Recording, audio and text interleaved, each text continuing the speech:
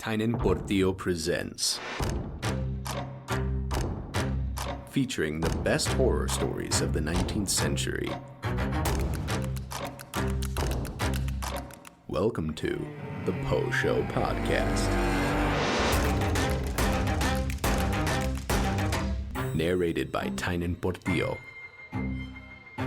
Today's episode, a revisit to the classic poem, The Raven, by Edgar Allan Poe.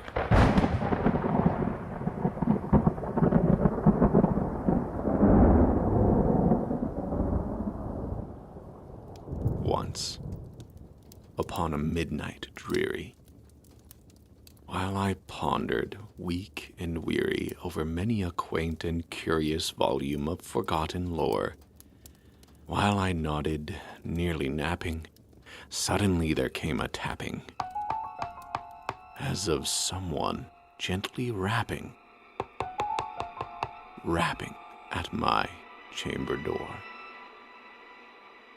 "'Tis some visitor," I muttered, tapping at my chamber door. "Only this and nothing more." Distinctly I remember it was in the bleak December, and each separate dying ember wrought its ghost upon the floor. Eagerly I wished the morrow.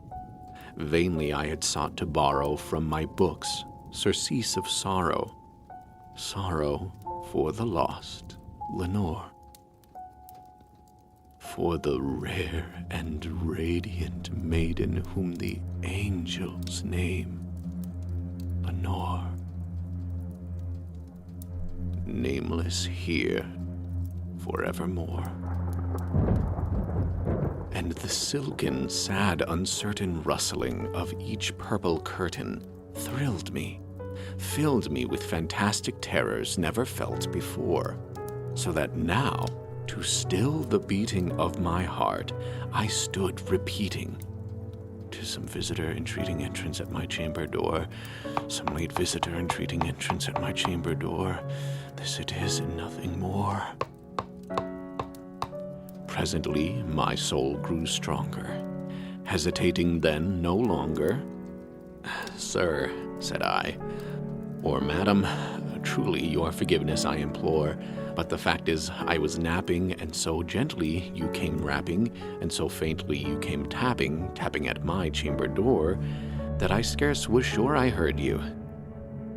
Here I opened wide the door.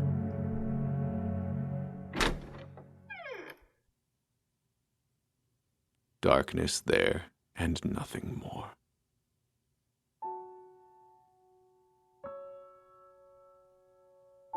Deep into that darkness peering, long I stood there, wondering, fearing, doubting, dreaming dreams no mortal ever dared to dream before, but the silence was unbroken, and the stillness gave no token, and the only word there spoken was the whispered word, "Lenore." This I whispered, and an echo murmured back the word, "Lenore." Merely this, and nothing more. Back into the chamber turning, all my soul within me burning, soon again I heard a tapping, somewhat louder than before. "Surely," said I, "surely that is something at my window lattice. Let me see then what thereat is, and this mystery explore."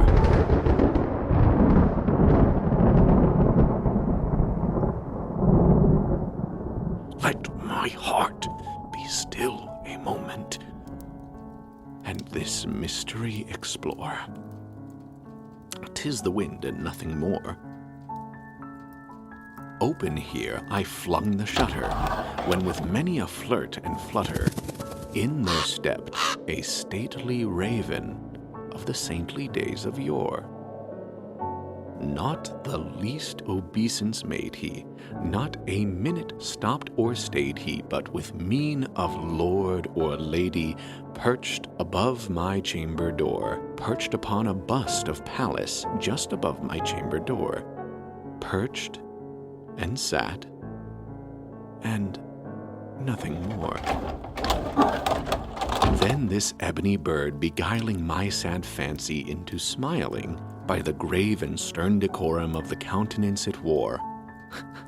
Though thy crest be short and shaven, thou, I said, art sure no craven, ghastly, grim, and ancient raven wandering from the nightly shore. Tell me what thy lordly name is on the night's Plutonian shore. Quoth the raven, nevermore. Much I marveled this ungainly fowl to hear discourse so plainly, though its answer little meaning, little relevancy bore, for we cannot help agreeing that no living human being ever yet was blessed with seeing bird above his chamber door, bird or beast upon the sculptured bust above his chamber door, with such a name as Nevermore.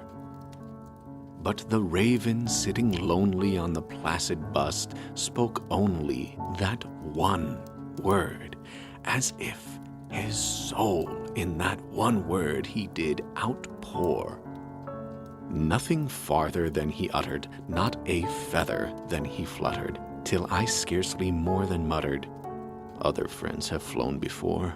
On the morrow he will leave me as my hopes have flown before. Then the bird said, nevermore.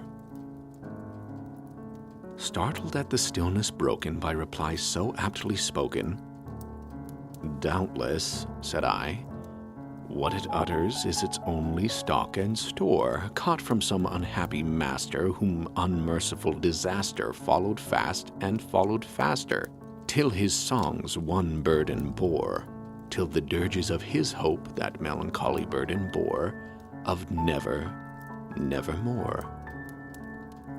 But the raven, still beguiling all my fancy into smiling, straight I wheeled a cushioned seat in front of bird and bust and door. Then, upon the velvet sinking, I betook myself to linking fancy unto fancy, thinking what this ominous bird of yore, what this grim, ungainly, ghastly, gaunt, and ominous bird of yore meant in croaking, nevermore. This I sat engaged in guessing, but no syllable expressing to the fowl whose fiery eyes now burned into my bosom's core. This and more I sat divining, with my head at ease reclining on the cushion's velvet lining, that the lamplight gloated o'er, but whose velvet violet lining with the lamplight gloating o'er, she shall press nevermore. Then methought the air grew denser, perfumed from an unseen censer, swung by seraphim, whose footfalls tinkled on the tufted floor. Wretch, I cried, thy God hath lent thee, by these angels hath he sent thee respite, respite and nepenthe from thy memories of Lenore. Quaff, oh quaff this kind nepenthe, and forget this lost Lenore. Quoth the raven, nevermore. Prophet, said I, thing of evil, prophet still if bird or devil, whether tempter sent, or whether tempest tossed thee here ashore, desolate yet all undaunted on this desert land enchanted, on this home by horror haunted, tell me truly, I implore, is there balm in Gilead? Tell me, I implore. Quoth the raven, nevermore.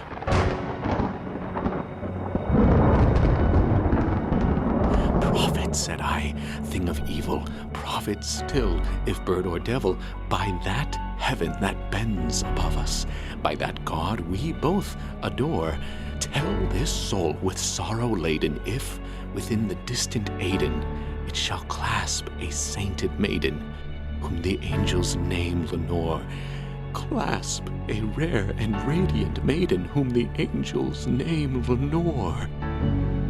Quoth the raven, nevermore. Be that word our sign of parting, bird or fiend, I shrieked, upstarting, get thee back into the tempest and the night's Plutonian shore. Leave no black plume as a token of that lie thy soul hath spoken. Leave my loneliness unbroken. Quit the bust above my door. Take thy beak from out my heart, and take thy form from off my door.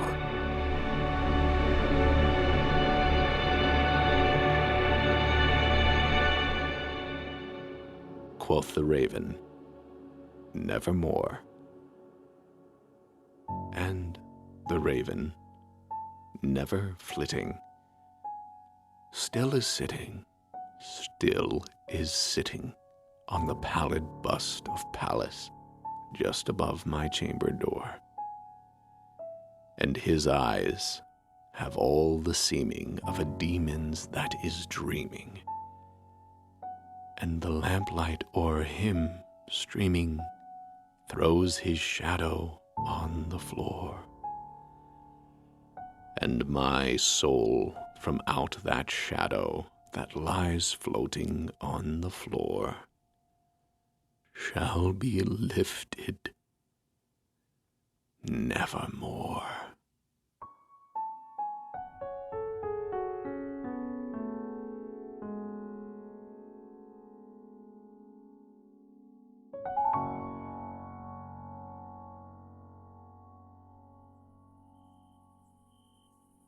Hello and welcome back to The Poe Show. If you enjoyed what you heard, be sure to like, subscribe, follow, and share with others who love classic horror literature.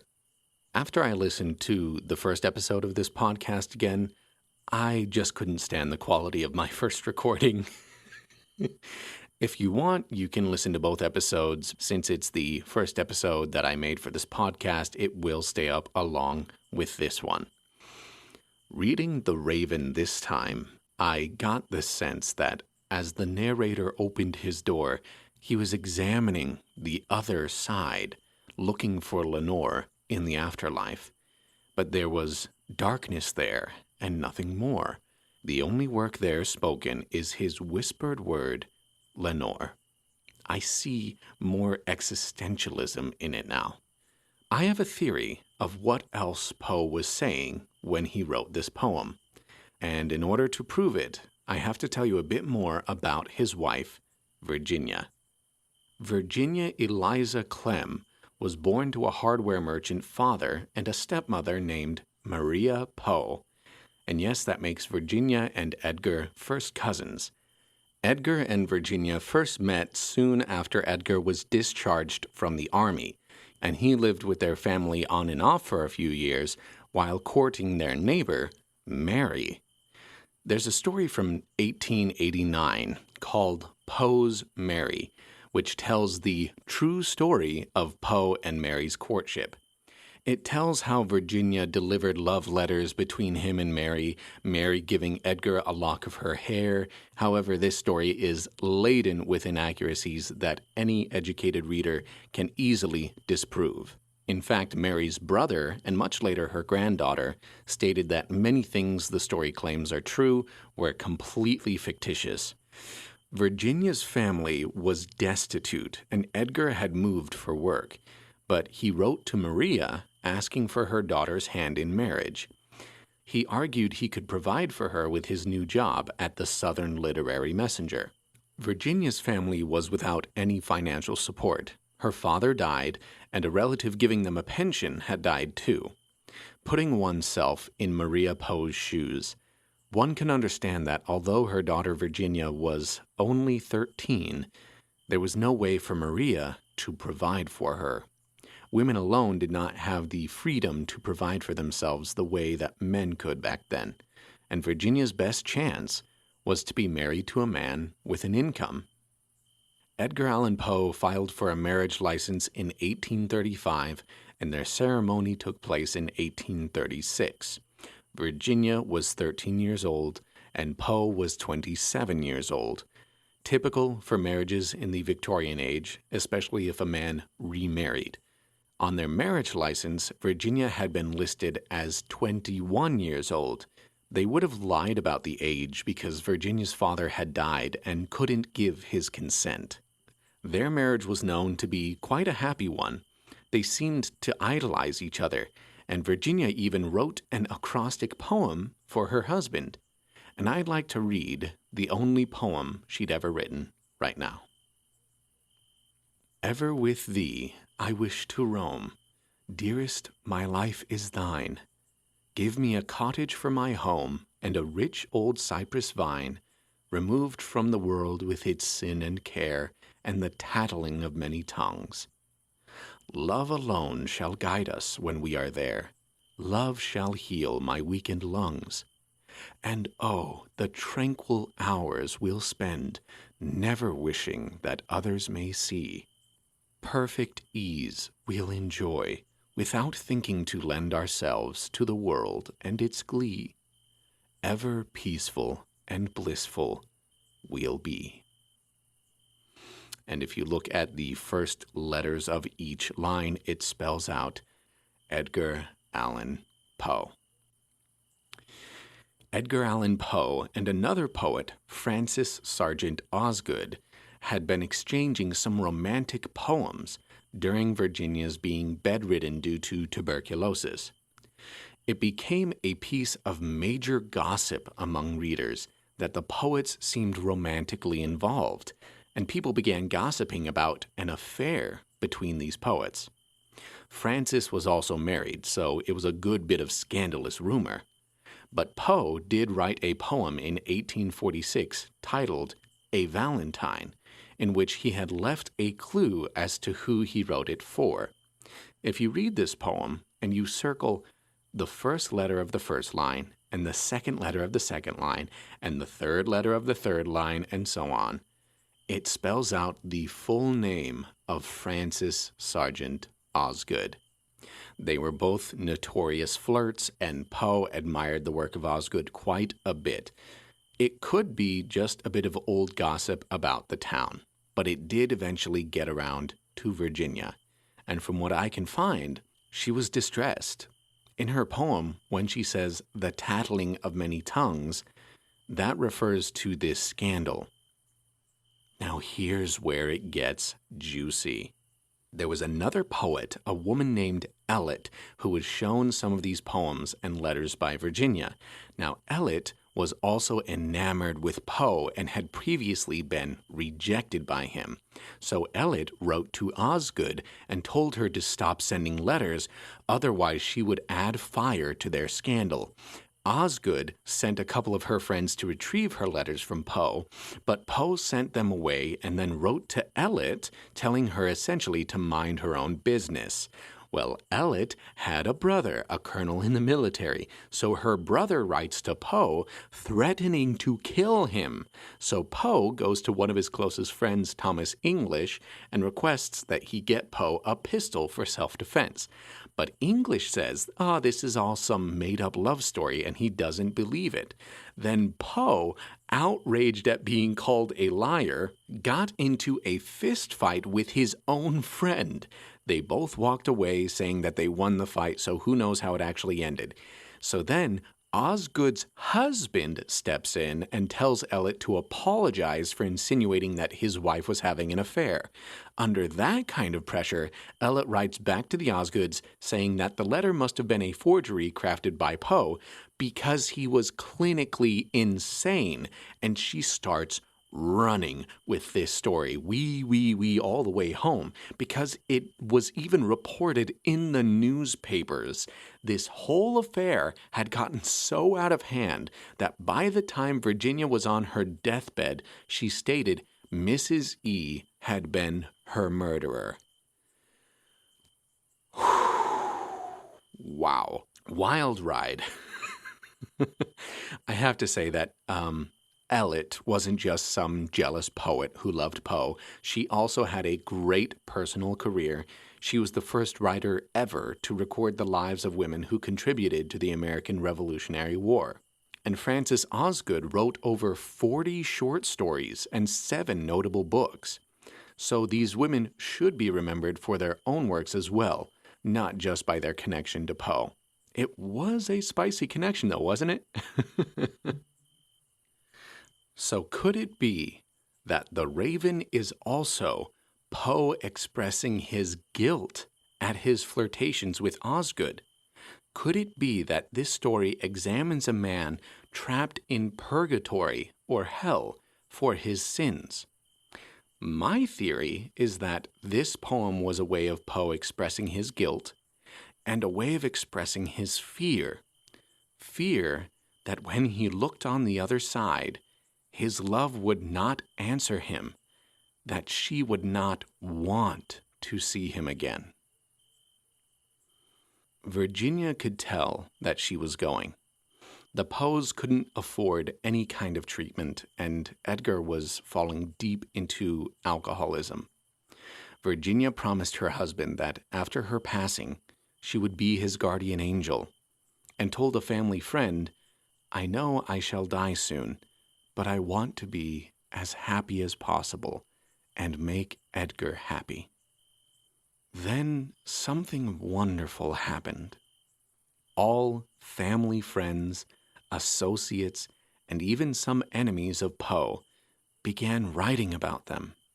They wrote to the public in newspapers from all around, expressing their tragedy and imploring readers to help the Poes. The Poes had many visitors who came to talk with them and offer what support they could, and some even looked after Virginia for a time. And once she had passed, her coffin was paid for, and she was buried in a family vault of the Fordham cottage the Poes had rented. The only portrait of Virginia Eliza Clem Poe that exists is one that was painted after her death, her corpse being the model, because it was only after she passed that Poe realized he had no pictures of her.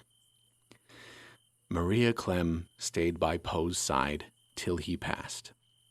And though after both Poes had passed, they were buried in separate areas, and Virginia's bones had almost been forgotten in a destruction of her early cemetery, her remains and her mother's were brought to her husband's burial site, and the Poes have remained together ever since.